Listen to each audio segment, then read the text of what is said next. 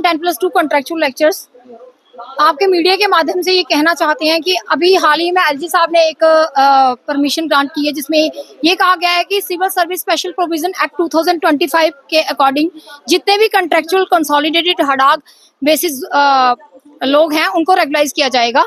तो मैं आपके चैनल के माध्यम से हमारे जो एलजी साहब हैं उनसे और हमारे अभी के सीएम साहब उमर अब्दुल्ला जी और चीफ सेक्रेटरी साहब और उनकी टीम जिनकी कमेटी बनाई गई है उनसे हैंड फोल्डिंग रिक्वेस्ट करना चाहती हूँ कि सर हम 10+2 कॉन्ट्रेक्चुअल लेक्चर्स जिन्होंने यहाँ पे एक बहुत बड़ी स्ट्राइक की थी और उसका परिणाम कुछ नहीं निकला, हमें सभी सरकारों ने आश्वासन दिए, सभी ने ये कहा कि आपका राइट बनता है। हम 1301 ऑर्डर नंबर के अकॉर्डिंग हमें 1998 में लगाया गया था जो एकेडमिक था, जिसमें क्लियर कट लिखा हुआ था कि हमें 7 साल के बाद रेगुलाइज करना है, हमें फार फ्लंग एरियाज में लगाया गया।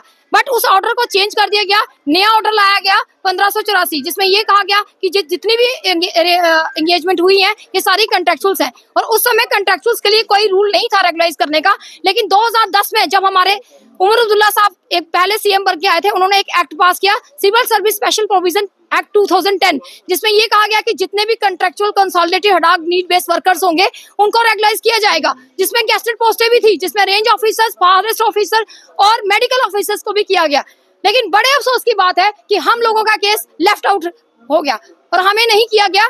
मैं उसके बाद हम उमर अब्दुल्ला साहब से मिले, उन्होंने कहा ठीक है हम आपका केस कैबिनेट में डिस्कस करेंगे फिर से, लेकिन फिर कोलिशन गवर्नमेंट आ गई, उनसे भी हम मिले लेकिन हमारा कोई काम नहीं हुआ। हमने यहाँ पे 3 साल स्ट्राइक की, हमारी एक मैडम ने अनशन किया और उस समय के जो एक्स स्पीकर साहब थे और डिप्टी सीएम साहब थे कविंदर गुप्ता जी, वो यहाँ पे आए हमारे मंच पे और उन्होंने मैडम का अनशन तोड़वा के ये कहा कि हम आपका काम करेंगे, आपको रेगुलाइज करेंगे, आपका राइट बनता है, आपके डॉक्यूमेंट मैंने रीड किए हैं। हमारे एमपी साहब भी आए युगल किशोर जी, उन्होंने भी यही कहा आपका राइट बनता है और आपको हम रेगुलाइज करेंगे। उन्होंने विजयपुर में जब प्रधानमंत्री जी ने आना था वहां पे भी स्पीच में पूरे लोगों के सामने ये कहा कि जहां पे प्रेस क्लब में हमारे भाई लोग बैठे हैं 10+2 कॉन्ट्रेक्चुअल लेक्चर्स उनका राइट बनता है, उनको हम इंसाफ दिलाएंगे, लेकिन हमें इंसाफ नहीं मिला। लेकिन अब जब एलजी साहब ने फिर से एक लेटर निकाला है तो हमें एक उम्मीद जागी है कि कम से कम अब तो हमें ना छोड़ा जाए, जो हमारा केस लेफ्ट आउट हो गया है उसको उसमें इंक्लूड तो हम है ही कंट्रेक्चुअल है, वी आर कंट्रेक्चुअल्स, तो हमें जो है वो रेगुलाइज किया जाए और हमें जो डिसकंटिन्यू किया है वो हमें कंटिन्यू किया जाए।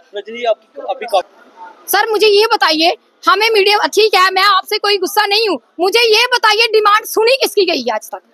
सभी चिल्ला रहे हैं ना, लेकिन हम भी इसी तरह चिल्ला रहे हैं। फर्क सिर्फ इतना है कि हमें बिल्कुल ही डिसएंगेज कर दिया। बड़ी शर्म की बात है। मैं किसी एमओसी मैम से मिली थी, उन्होंने ये कहा कि ये पोस्ट सीआरएस जो है वो हमारी जगह पे लगाएगी। हमने ये पूछा कि हमारी जगह पे सीआरएस को क्यों लगाया गया, जब पोस्टें वेकेंट हैं तो हमें क्यों नहीं उस पे आपने लगाया। तो हमें ये कहा गया कि अब ये यूटी की पोस्ट जो आपकी पोस्ट थी वो स्टेट की थी, ये पोस्टें अब यूटी की हैं। दैट मींस कि 370 टूटने का हमें नुकसान हुआ या फायदा हुआ? इसका मतलब ये जो पहले के एम्प्लॉइज आप सबको बाहर निकालिए, ये गलत है, सरासर बेइंसाफी है।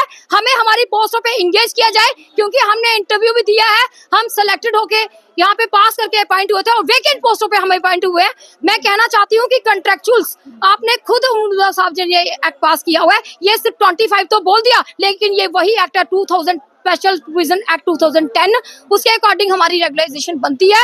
हमें रेगुलाइज किया जाए और हमारी पोस्टों पे कंटिन्यू किया जाए।